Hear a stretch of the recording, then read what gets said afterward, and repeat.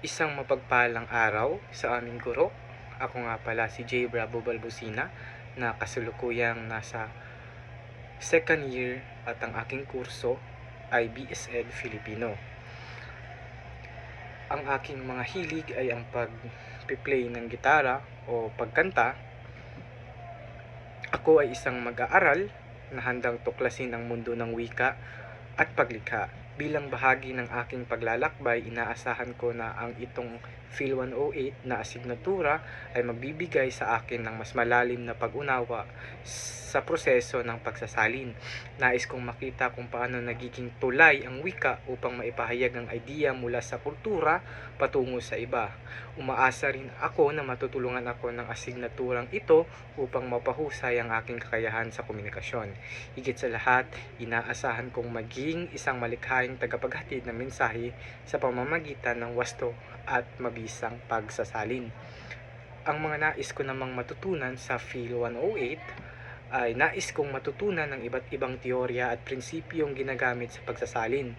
Hinahangad ko ring maunawaan ang pagkakaiba ng literal at malayang pagsasalin at kung paano ito naaangkop sa iba't ibang teksto. Gusto ko ring matutuhan ang tamang paraan ng pagsusuri bago isalin ng anumang material. Nais kong mahasa ang aking kakayahang pumili ng tamang salita at tono upang manatiling tapat ang pagiging mapanuri at malikhaing tagasalin na may sensibilidad sa ating kultura.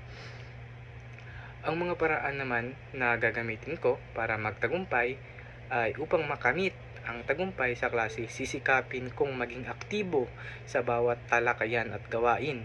Maglalaan ako ng sapat na oras upang basahin at unawain ang bawat araling ibibigay ng aming guro. Gagamit din ako ng iba't ibang sanggunian upang mapalawak ang aking kaalaman sa pagsasalin. Isasagawa ko ang masusing pag-edit at pagsusuri ng aking mga output upang mapaunlad ang kalidad ng aking gawa.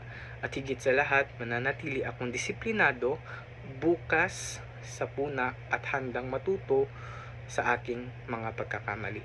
So ayun lamang ang aking video sa pagpapakilala at kung ano ang aking inaasahan sa asignaturang ito at kung ano ang nais kong matutunan at kung paano ko gagamitin ang asignaturang ito o ang mga paraan na matututunan ko dito para magtagumpay kung sakaling ako naman ang magtuturo sa harap ng mga mag-aaral.